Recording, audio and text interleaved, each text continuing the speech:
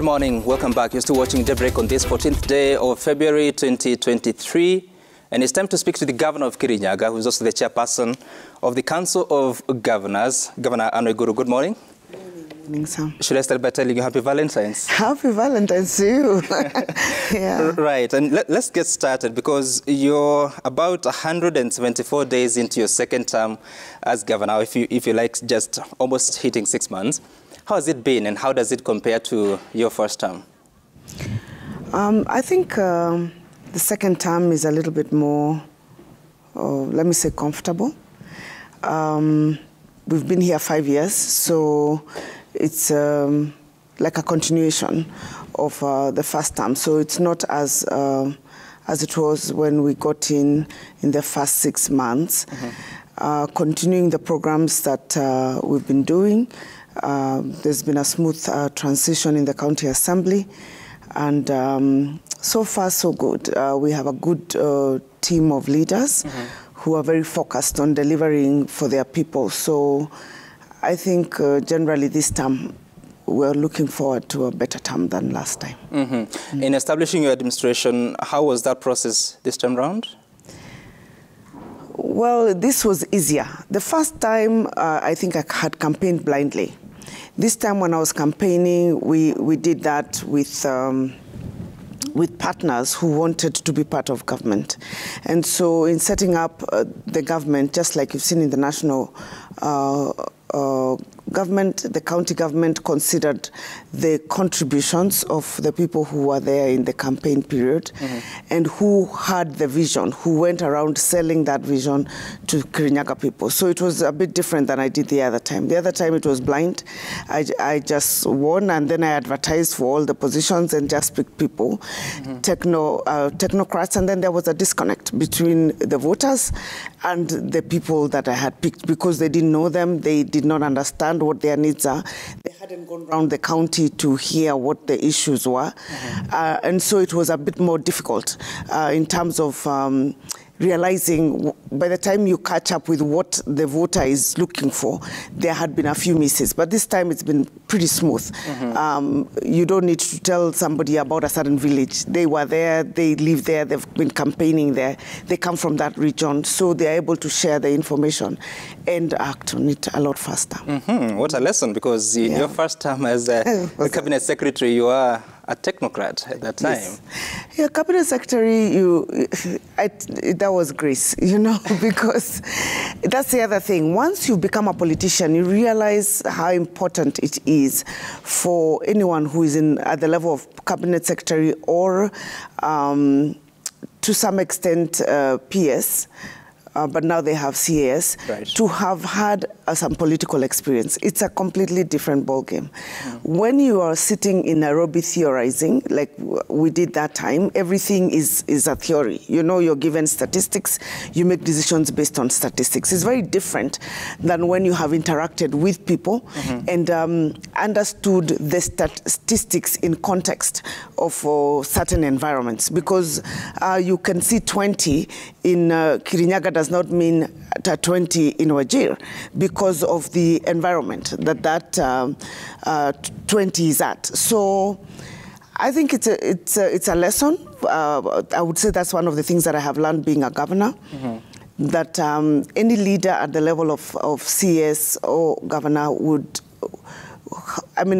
PS would do much better if they had some political experience. Okay, very interesting. We'll get back to the matters of Kirinyaga with a bit of reflection on statistics. Yeah. But let's begin with the question of the summit that you just concluded sometime last week. And before that summit, we had seen your vice chair in the Council of Governors indicating that you were persistent. You want 425 billion shillings to go to the counties. The CRA was talking about 407 up to 415.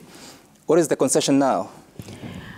We haven't quite finalized on the numbers, but the good news is that we had very good deliberations in Naivasha. Mm-hmm. For the first time in the history of this country, we had a president sitting with governors for 2 full days. This is the first summit? This is the first. No, we've had summits, but the summits have been 4 hours, 5 hours. And in fact, we were supposed to be having 2 summits a year. We'd only done, I think, 5 in the last 10 years because we kept missing the summits for various reasons. There were some special summits during the COVID period, but generally we didn't have quite the summits. But it's the first time a president has sat with governors for 2 consecutive days in a retreat discussing matters to do with development. This is the first time. Yeah, so let me say that was in itself a positive. Okay. It went a long way to giving the issues at hand, especially the issues that were causing people to be a bit jittery, some settlement, because when you provide enough time to dialogue on those matters from all perspectives. The national government comes with their view. This is where we are at. This is where the country is at. The county government says this is where we are at, and this is what we need. And the CRA comes and gives their view and says this is what our assessment as the independent commission given the mandate to advise on this matter. This is where we are. And then listening to the various cabinet secretaries and their prioritization, I think it provided a very good platform for us to discuss, ventilate, give our input. And everyone agrees this has been so far the best summit we've ever had. So no figure yet agreed upon? No specific figure. What is the formula to arriving to that? Okay. We already were at 385. Because that's where we got at IBEC. It was 380, then at IBEC we went to 385. And then after the discussions, the president added like 4.7 billion to every county, 100 million for industrial parks, for example. He also considered on the issue of fertilizer, I think it was about 15 billion. And then there was other issues that were not quantified, but agreed generally in principle that needed to be costed. That's why we're saying we don't have a figure yet. And even how the modalities of the implementation of the same, what we get as conditional grants, and what we get as funds that just go straight into our equitable share, so that you can decide how to use it.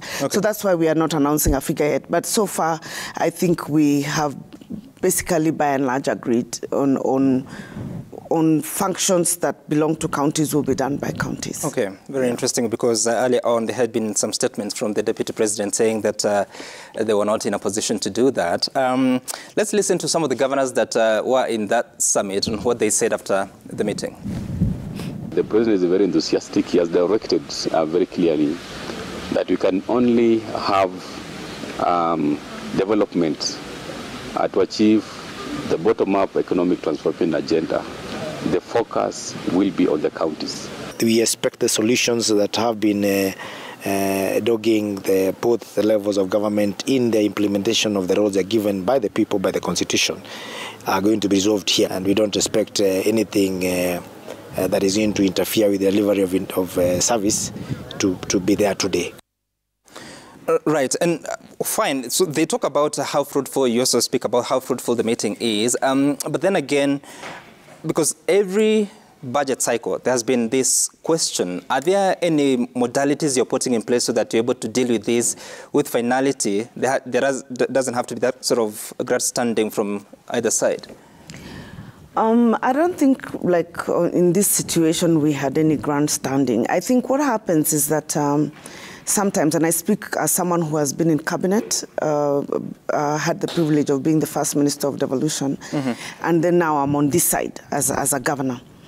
And before that I was in Treasury. So there has never been a time in the history of Treasury, even when I was there, when the Treasury said we have a lot of money, let us now, whatever it is you ask for, you're given. They always start from the premise that there is limited resources, and therefore they need to share these limited resources with very many MDAs, ministries and department agencies, and now we have county governments to carry out their functions. So that's usually where they start from. And because they have demands from ministries, departments, and county governments, and also they have their own demands to meet maybe financial obligations, terms of debt and all that. There is always that situation where they have to make a decision where they get this money, who gets what share. Right. No one will ever get their 100% of what they want. So what the Constitution provides for us is a situation where we will negotiate, which is what we did for the very first time in this summit. Right. You negotiate based on your functions. You calculate what is the, like in this situation, what is the bare minimum that we require to provide health services at this level. And the reason why governors, for example, were saying that they need the 425 and nothing less than the 425 is fairly simple. We got 380. There is an annual increment that is required of all the workers that work for us every year by law, whether you like it or you don't. It's automatic in the system. If you just took the 10 billion that we had gotten as an increase, that's not even sufficient to cater for a salary increase. Right. Now, there's been inflation. So whatever services that you get, whether it is medicine or whatever, it's usually a little bit higher the following year because, of course, they factor in inflation and all. It's cost of services, whatever services you're providing will go up by a certain percentage in the following year. So you see already even that 10 was not sufficient to just cover that basic need. Right. So that's why they said from where we were sitting, our calculation, we expected ourselves to be at around that for 25. For 25. Then if you look at also the issues of the functions that are carried out, are supposed to be carried out by the counties that were still being held at the national. That's why you'd find some ministries with certain resources which ideally should be given to the counties for the counties to carry out that resource. And we're very grateful because the president actually saw what it is that we were saying. And for a start, even on the issue of the industrial park giving the conditional grant, right, that can only be driven by county governments. It can't be done from Nairobi. You can't come to Kirinyaga to set up from scratch because you'll set it up, then who'll run it? You know? All right. Yeah. Let's listen to the president speaking about that particular issue and the collaboration that will happen between the counties and the national government. We also pledge to collaboratively explore and develop mechanisms to improve the capacity of devolved units to generate own income. Further, we have undertaken to ensure that the transfer of revenue is timely, predictable, and fully complied with by law. Right, and some of those functions, I mean, health, agriculture, they are both devolved, but it still sees a substantive allocation at the national level. So when you're reflecting on, you want those resources to come to the ground, do you have any timelines and how exactly to do that so that really the promise of the president during the campaign trail becomes a reality? I think there are things that you can do almost immediately, like, for example, functions that have to do with, let's say, in health, if it is something to do with the facilities that we run, because we already run those facilities, level 3s, level 4s, the level 2s, health centers. Any work around that, management of community health, volunteers, for example, who go around providing health services, maternity services at the county level. Those resources should go directly to the counties, and I'm glad that the president agreed, and the money is going to the county, about 2.7 billion to facilitate that. Now, there are certain things that will take longer, you know, like the parastatals. the parastatal, there are certain parastatals that are still carrying out functions that belong to counties. But we need to identify those parastatals. You need to understand how they run, and then now we need to agree if they're coming to the counties, in what form. Because you see, when you're at the national government, they're managed by the respective ministries. But we have 47 county governments. So we would need to figure out if these functions of a state corporation are moving then to counties, how do we run them? Or the water bodies, for example, which are regional. So those will take a little bit of time to figure out. But sometimes we may find a situation where, since it's a concurrent function, a parastatal could be carrying out a concurrent function, we then find a mechanism where in the board of directors that the council of governors is represented and the national government also is represented, so that now we have a say on the decisions that they make that have to do with county functions. So we'll find a way of dealing with that. So there's the long term, I mean the mid-term, and then there's the immediate. And reflecting on because everyone needs resources, the national government needs resources. The president has been saying that we need to reduce the appetite on debt, we need to raise the revenues from taxation and whatever other sources we have locally. At the county level, the control of budget continues to report. The on-source revenue continues to underperform. In your own county, looking at the reports for the first 3 months, or the first quarter, it's 58 million shillings against 108 million shillings the previous year. What's not happening to the extent that counties are not able to raise their revenues as they would want? Okay. I think in the ideal sense, it looks like it's very simple to collect revenue. But in a situation like the one we are in, you always get ripple effects.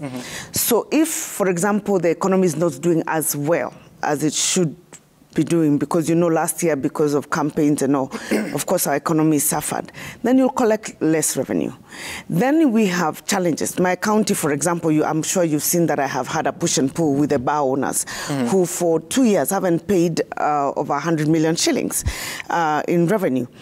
And they have formed themselves into this caucus or association where they are led by people who are very political, who tell them you shouldn't pay unless the regulations change.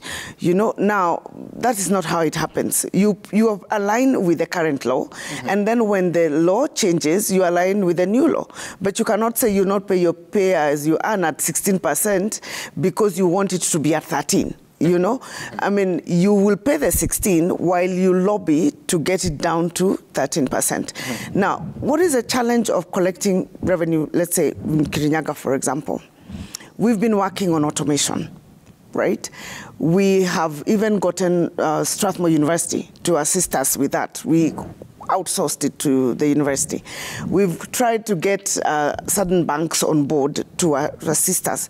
The basic challenge of revenue collection is one, the economy needs to be doing very well for you to not, for people to feel that you're not oppressing them, the danger of people feeling that you're overtaxing them is very real. Right. And when you're a politician, sometimes that can have negative effects. So you can't quite push for revenue collection, especially like on the year when you're going to elections, maybe after.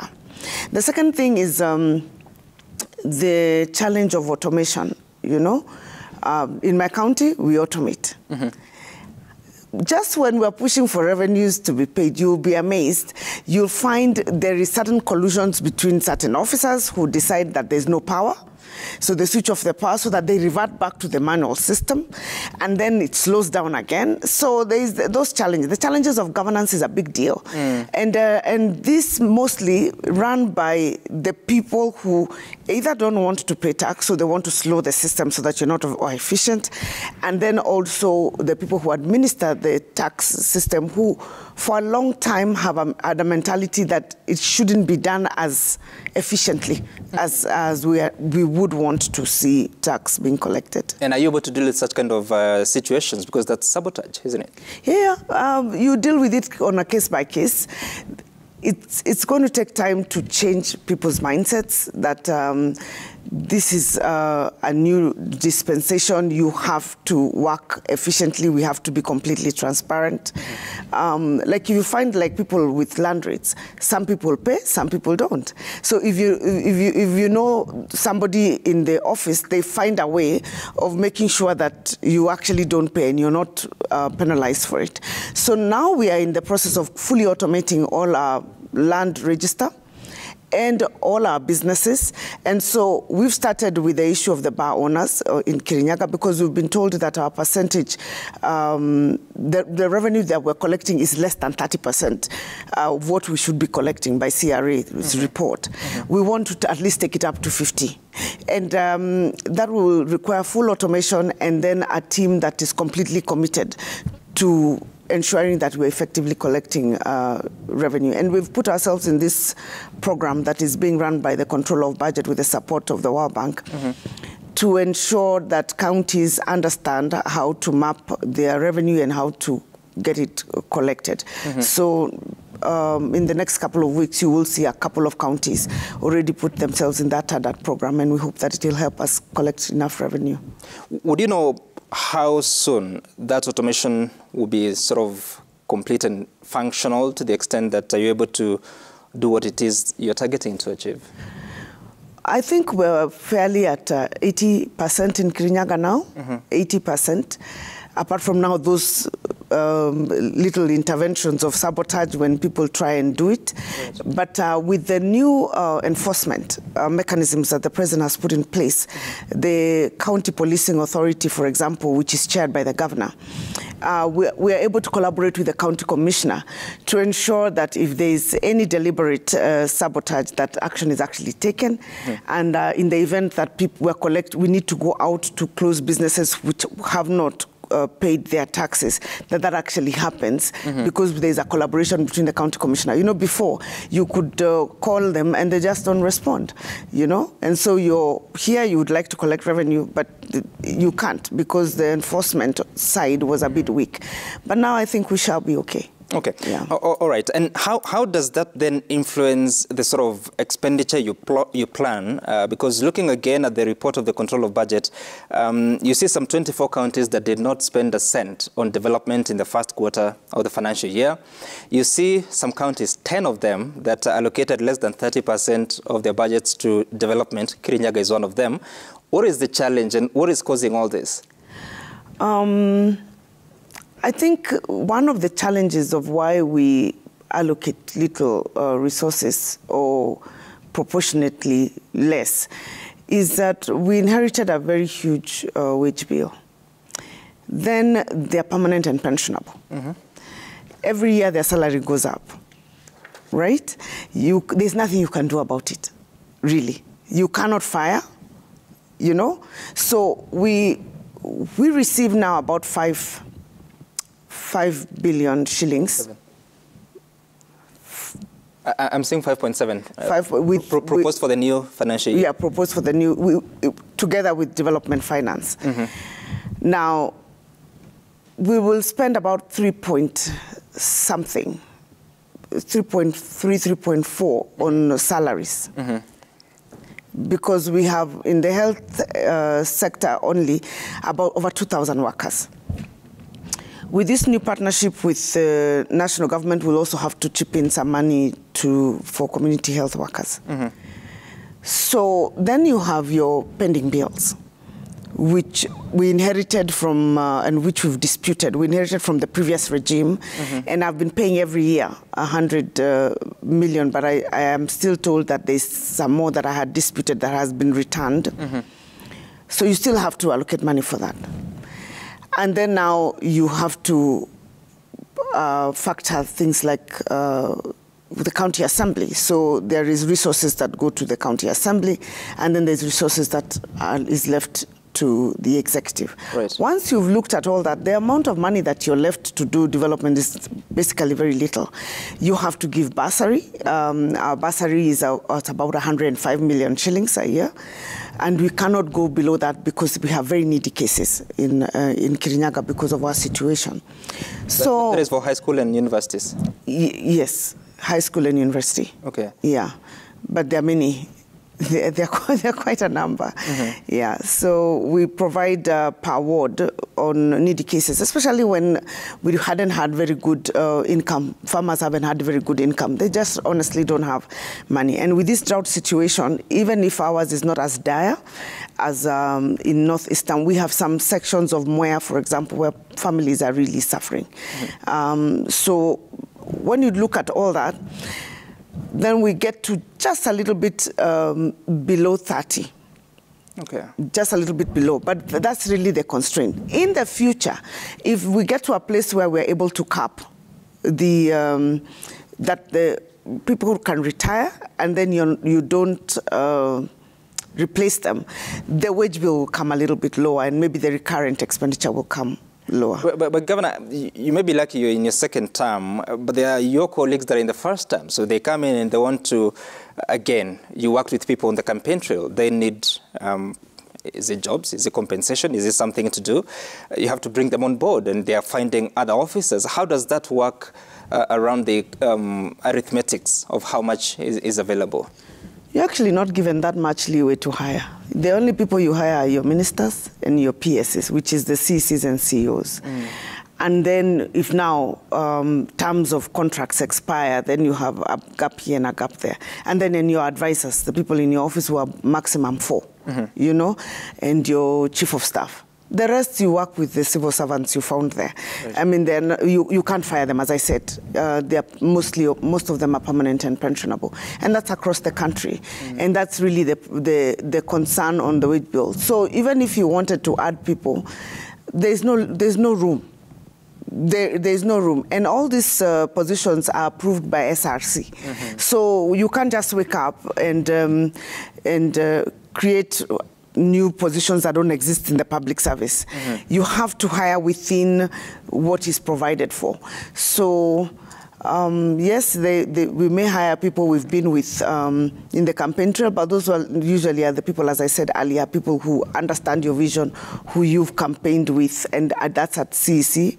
10 of them, and CEOs. Okay. Yeah. All right. There's something I noticed that is quite peculiar in your county, because in the previous financial year, 2021-2022, you had a budget of 3.17 billion shillings going to development budget. That has come down to 1.9 billion shillings in the current financial year, and that's why it has dropped to 29%. Is there anything particular that was that affected the current financial year?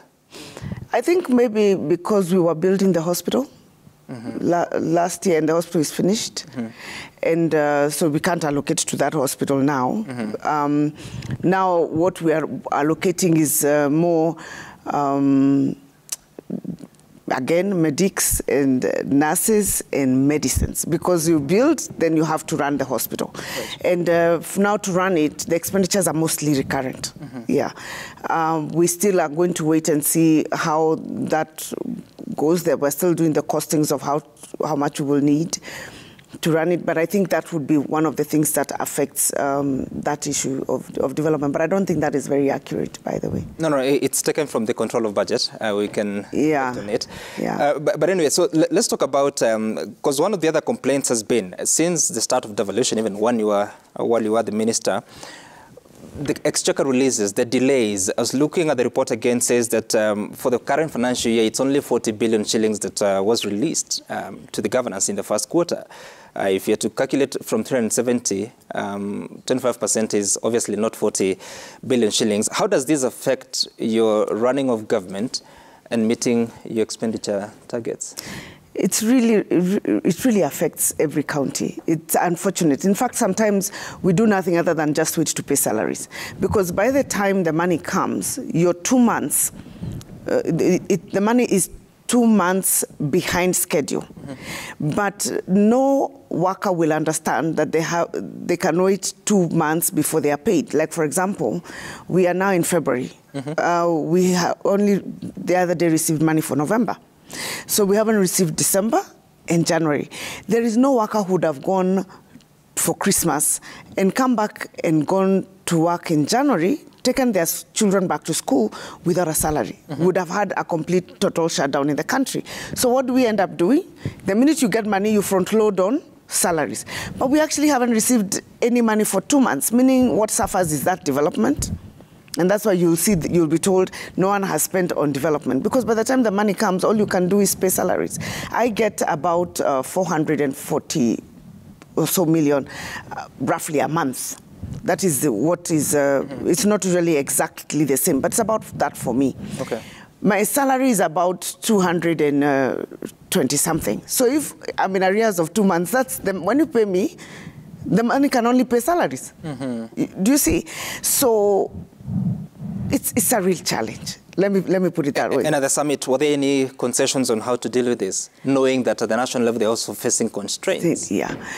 I think we've just agreed that they try, because we understand that they have to collect the revenue, then give us the revenue, you know, but they have to find a way of making sure that if there's going to be a delay, that it shouldn't be at the county level, especially because of that issue of managing both workers and essential services such as health.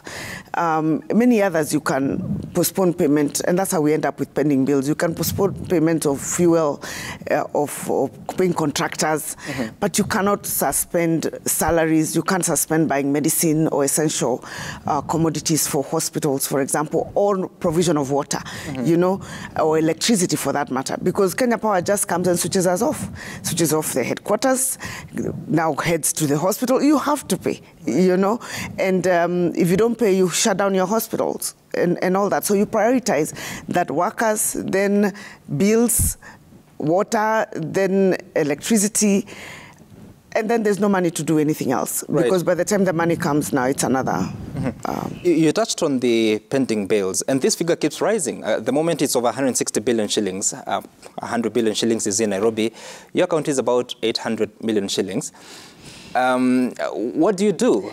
Because it appears that by the time you're done with your term, you might actually have to hand over another...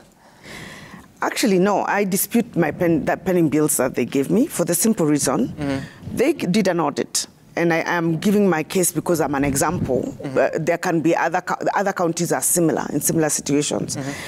They came and said at the original time they said it was 1 billion and something when we started in 2017. The Auditor General and.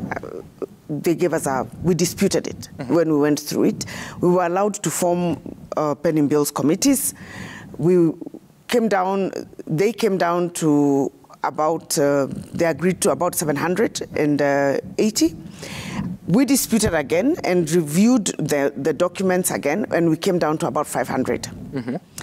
In that 500, I have paid every year 100 for the last 3 years, and this year is going to be the 4th. So my balance should basically be about 100. Now, last year, the Auditor General again advertises and says, if you have any pending bills, please come forth. They go and collect all the pending bills, including some of which have been paid, and some of which we had said are not credible. Because the people who, when you announce in the newspaper, even the people who had been told theirs are not genuine pending, we come back again. And they go through the same process, and now again they pass into the system. That's how come they now end up telling you again you are at 800. I have disputed it. I have said I am not paying. You know, I will finish paying the 500 because in my term, I don't have any pending bills. So this of 2013 to 2017, we had agreed the genuine ones, according to Kirinyaga, was about 500, which we are paying. Right. Now, the rest, we said we cannot pay because they cannot be verified. What should be the primary source of this information then? The system. You should be able to, you bring your documents. There should be documents in the office that tally with the documents that you have. You can't just have photocopies, isn't it? And then there should be work that was done. Isn't it? So if you say, for example, you built a hospital or a dispensary, it should be there. If it was a bridge, I should see it. That was a process of verification. And we found that a lot of these things were not genuine. They were given as contracts just before elections of 2017. Just before the elections. So they were promised, and for whatever reason, a lot of the work wasn't done. And there are no certificates of completion? No. Interesting. And no one can verify it. So if your people, the officers in the office can't verify, we won't pay. Let's listen to some of the concerns about disputes that may arise or that may already have arisen. We have court cases between the county government and the national government, which is self-defeatist because the lawyers on both sides are paid from the public coffers. We will be withdrawing all cases in court filed by the Council of Governors and also filed by the national government against each other. And most of them have already been presented and responses, because we have been working for over a month to prepare for this meeting, and we already know the way forward on how to resolve some of those issues out of court. Well, this may sound like a good thing, but what do you do when people are not able to keep to the utmost good faith that may have led you to agreeing to this? I think right now, since there's good faith, and whatever it is that we are going to court about, we are hoping will be resolved. There'll be a lot more consideration of the views of the county governments. As I said, the president is very determined to ensure that county governments get their rightful place in the country. So when there is goodwill, I think there'll be less disputes. And we hope that that's how we will be operating. Mm-hmm. And we will also be pursuing what we haven't been able to pursue before, alternative dispute resolution mechanisms. Previously, that's provided for in law, but previously, because of the lack of goodwill, we were not able to do it, because you can't go there by yourself. If I want to take you to an alternative dispute and you say you won't come, you know, there's really nothing I can do about it. And the only way I can compel you to come and respond is if I go to court. Because for alternative dispute resolution, both of us have to be willing to appear before that institution. So we hope that we will be managing to go there, and that in utmost good faith, as was shown this weekend, that there'll be fewer disputes. I foresee fewer disputes. So how will you do that? Is it through a tribunal? I mean, who will be mediating whenever there's a conflict? You know, the good thing right now is that the president is in charge. That's a good thing. So what used to happen is that you will come and present in a summit and say, this is the issue, right? A decision is made that these roads should be managed by counties. At that time, you agree, it's signed off, you go to implement, and the then minister would refuse. Yeah. And then that's how now you end up in court. That's an example. You would make a deal, but this time around, the president is very hands-on. I mean, he sat there for 2 full days.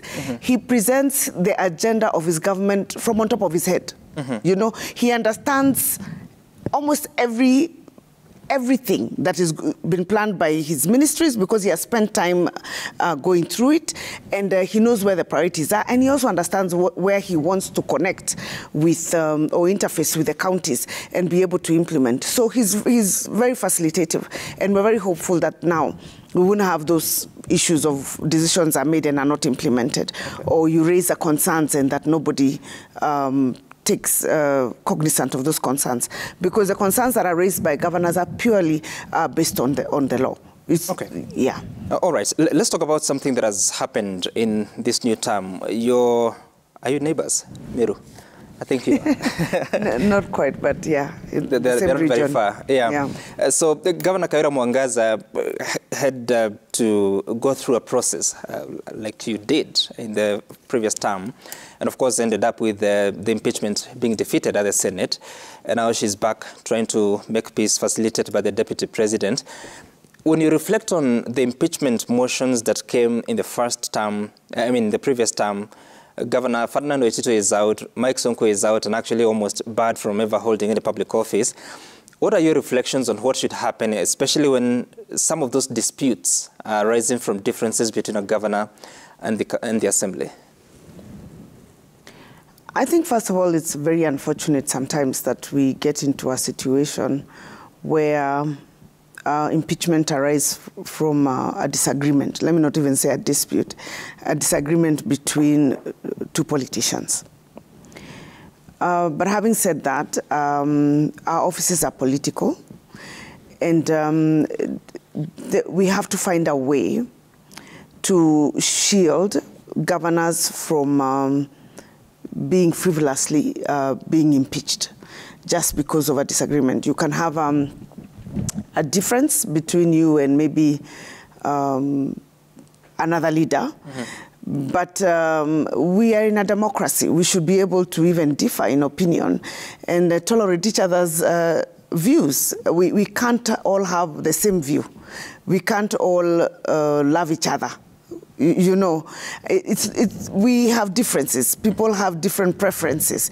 People have different beliefs. People have different views of life. You know, simple things. Let me say beliefs on priorities. There are people who think that you should put money in agriculture, and others think that no, you should put money in bursary. Others think the priority should be roads, you know, and yet you have this little allocation. Others feel maybe you should talk to me in a certain manner. You know, you should call me High Excellency.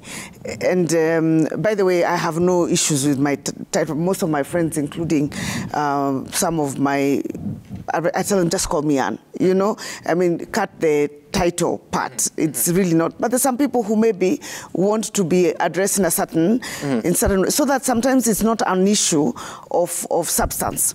The Constitution did not envision that governors, after you have campaigned and gotten the endorsement by the majority of our people in a county to be removed from that office before you have served those people for 5 years just because of a disagreement between me and another leader. Right. I don't think that was the spirit of the Constitution, and that's why they gave a certain reasons as to how you should be able to impeach a governor. And so I'm very happy to hear that the Senate is actually looking into this matter and wanting to put a law in place that provides for a guidance of what violation of a constitution means, you know, gross violation, because not every misdemeanor, for example, is amounts to gross violation. You know, it can be a misdemeanor. You can even actually make a mistake, and you can be wrong, but it doesn't necessarily mean that every wrong is punished. Yeah, no. Has to be punished with an impeachment, right? You know, so that's my view, and I think we're still learning. I think the country is maturing democratically. Okay. I think, in my view, it's 10 years since the Constitution was promulgated, and I think we're getting there. We're getting there slowly. Okay. You won't miss this situation, but you can tell by the reaction of the Kenyan public generally on this conversation. They said, no, let us have a threshold. The second thing is, in politics, like in my case, they came and threw so many things there, knowing very well they are lying. You know, there has to be a law that also deals with the other side, that if you accuse and found to have accused falsely, that you're held responsible for it, so that people are a bit more responsible when they are casting aspersions on other people's integrity and character. But is there a role that the Council of Governors can play? Because that conflict went on for so many weeks into months, ending up with the impeachment. Mine or theirs? No. I'm talking about the Kawira Mwangaza issue. Is there a role that, now that you're the chair of the We tried. We tried, if you remember. We actually did call the governor, and we also called the county assembly. And we said, can we resolve whatever the issues are? And we sat late into the night and we played our part. And up to then, we thought that they looked like there was goodwill. Yeah. But that particular situation is a bit more complex than that. Okay. And but I hope that we find a way where conversations on impeachment, or even contemplations of impeachment, whether of a governor or a cabinet minister or whoever is elected, because it doesn't just apply to governors, that there should be a threshold established in law beyond just political. Because if we do that, then we can end up destabilizing counties. And when you do that, the people who suffer is not that governor. You know, they pick up and they move on. Right. It's actually the people when service delivery is disrupted. And it's so serious that by the time she was being set free by the Senate, she had only 3 CECs, I think, because the others had been rejected for different reasons. But then again, if you look at also the cases that were taken to court, that are also the foundation of the impeachment against someone like Mike Sonko and Ferdinand Waititu, some of them are falling off, yet they have already been condemned. Is it perennially or is it for life? What would be your take for such, especially when there is a prosecution process or criminal justice system is taking its course versus you running a county? You know when people said that if you are impeached, then you can't hold office, I believe they did it in good faith. And I believe the reason they did that is because they assumed you will only be impeached for a genuine reason, right? They assumed that you'll have done a mistake and therefore, I mean, a gross violation, and therefore you'll be impeached rightfully, and therefore, because it was gross, then you wouldn't. But that then we've discovered is not the case, because what happens is that you can have a political disagreement with someone and they fabricate stories against you and they get lobby with enough resources and you're removed. And it's unfortunate because that is not what this was in the spirit of the Constitution. So I think we need to have a way or a process of review and recourse. Yeah. And that's what I said, that we also, this law cannot be one-sided, that if this person does this, right, then you will impeach them.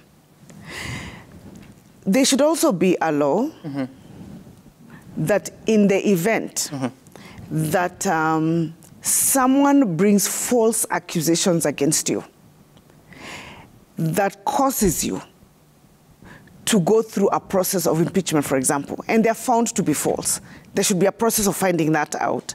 Then that person is given this exact same or more punishment than they intended you to have. You know, that way, then we can rely on the Constitution in the sense... Don't you think that would be unfair to due process of law? Because if I have suspicion against someone and I raise it, should I be faulted for suspecting? No. Then you do not come and accuse. You know, I cannot just look at you and suspect you and then make an accusation. Even let's assume it's your spouse. You know, you see them greeting somebody. You cannot just suspect and then now divorce because you looked at them and suspected that they were going out with somebody else because you just looked at them and suspected. I mean, that is why there is the rule of law. Suspicion is not founded in law, you know. It's like this thing they call conspiracy. I mean, you have to prove it. You know, you just have to prove it. That is the benchmark of law. Otherwise, I can be suspecting you of having stolen my laptop. You know, I just looked at you and I suspected that you're the one, you know, and then now I get you charged in court. Suspicion is not sufficient. Right. That is why there is always the burden of proof of evidence. And there is a reason why that is the case the world over. You can have your suspicions of judgment, of looking at people, because people also have different degrees of trust. And suspicion cannot be the basis, of a removal from office. I find the example very interesting on such a day. Yes, on Valentine. I hope there are no suspicions today. All right, but just before the election, I think it was March 2022, and the ACC CEO came out and spoke about certain governors that he was pursuing and said that he has submitted some files to the DPP. We spoke to the DPP last week and said that he still has gaps that he wants filled. Have they reached you any further, the ACC themselves? No. So no problem. Me as an individual? Yeah. No. Okay. I don't know. They don't need to reach me. If they are looking for information, they will find it from wherever it is they were getting it. Okay. All right. Let's take a look. And again, I should say at this point, a lot of those cases, as you have seen, were as a result of political attacks and assassination because of our leanings. Both when I was inside Jubilee, because of I had my own stand on how I thought things should be, and certain people had their own ideas of where the party should be going. And the second thing is immediately I left and changed parties. They came after us because they did not want us to stand. So most of those cases are based on nothing. They're just, again, as I said, they're not even suspicions. They are, they craft narratives and stories based on nothing, and they were hoping that the DPP will just take in charge. Unfortunately, they found someone who understands the rule of law. So, and it's not just my case. It's many cases which you can see every day. Many of them are crumbling. So still stick with the take that those allegations are not true? They are political. Okay. Yeah. All right. Let's take a look at the feedback. As Samoa is saying that the stumbling block to management of devolved functions is the Council of Governors. In fact, IGRA, Intergovernmental Relations, IGRA should be the one that oversees intergovernmental relations. What is IGRA? COG is a busybody. Again, resources should be transferred to counties for costed functions. All right, that's a Samoa. Sawe, you're saying that national governments must promptly distribute revenue to counties, ensure proper budget allocation, and combat corruption to achieve countrywide development. Oringe Waswa, if national government is committed to having development spread across the counties in good time, let it ensure that disbursement of funds from Treasury to counties is inhibited. This will facilitate smooth running of affairs in counties. Godi Barazi was saying that national government should understand that counties are units through which development projects are realized. The longer the Treasury takes in disbursing funds to counties, the longer the projects take to be achieved. Babu Michael, our political parties are perceived to be formed on policies and agenda to the people, which is not always the case. They are always formed to win elections, and that is why shifting from one party to another is so easy for elected legislators. All right. Okelo Molemu, some of the reasons why county chiefs will continue to whine about delayed and low disbursement of funds from the exchequer are: first, engaging corrupt officers in tax collection; two, payment to ghost workers; three, lack of strong council of governors to advocate for higher disbursement. Well, those are some of the views coming from Kenyans. I don't know if there is anyone that you would want to particularly respond to.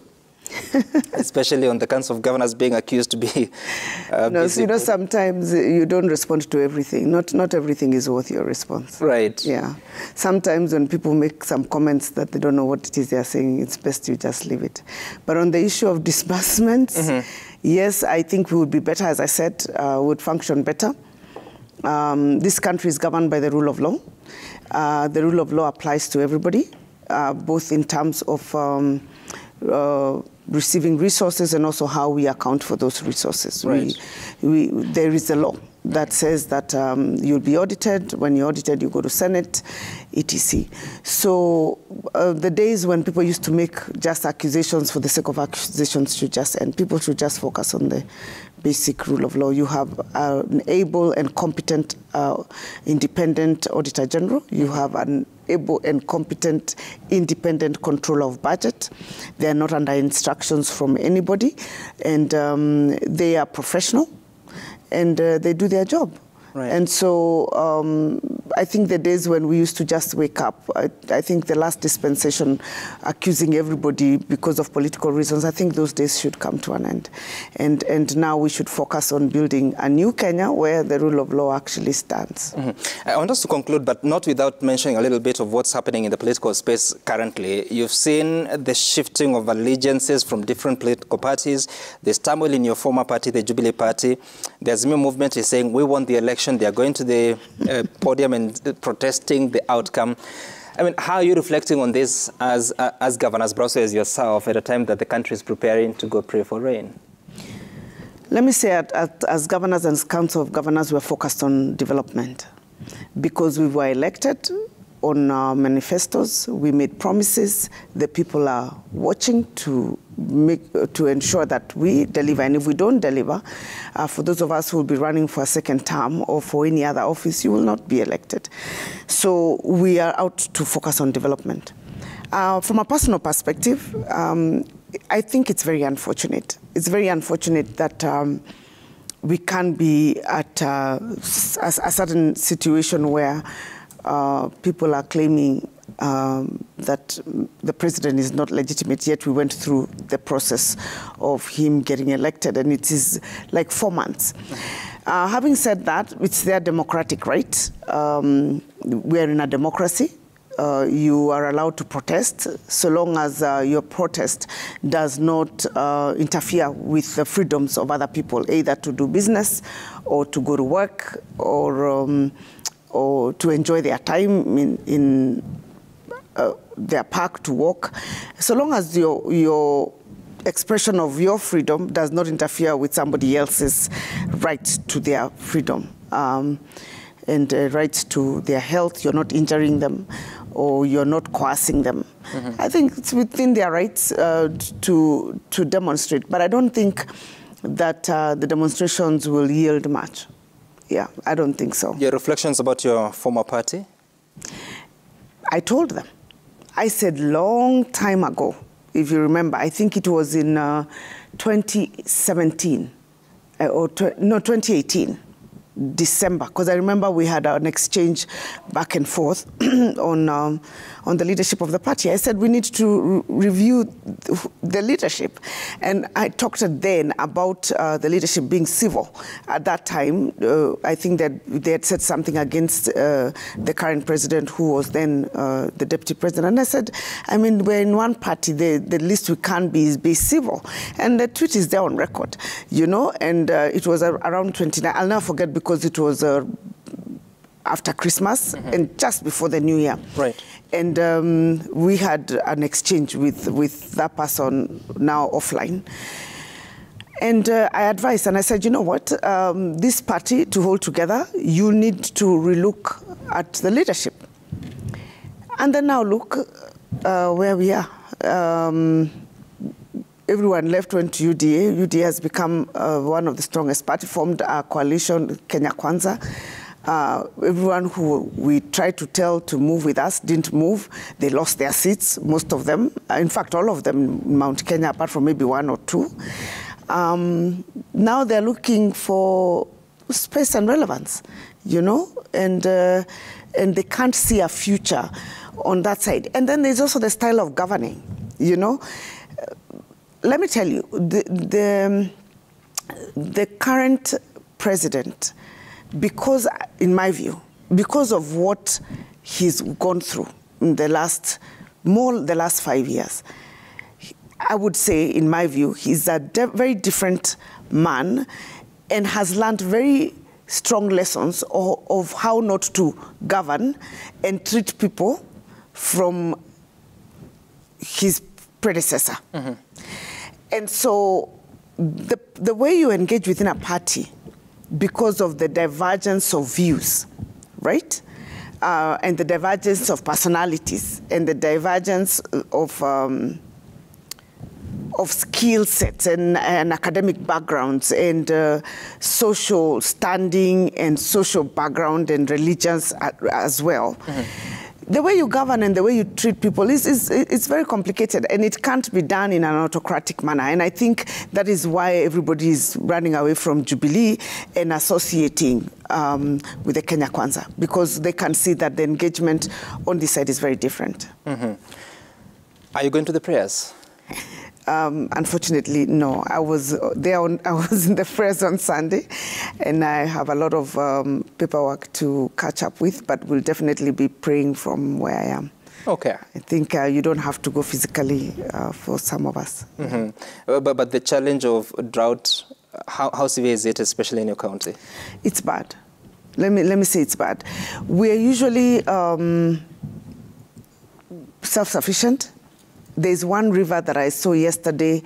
It's really low, and it usually has got a lot of water. It's worrying.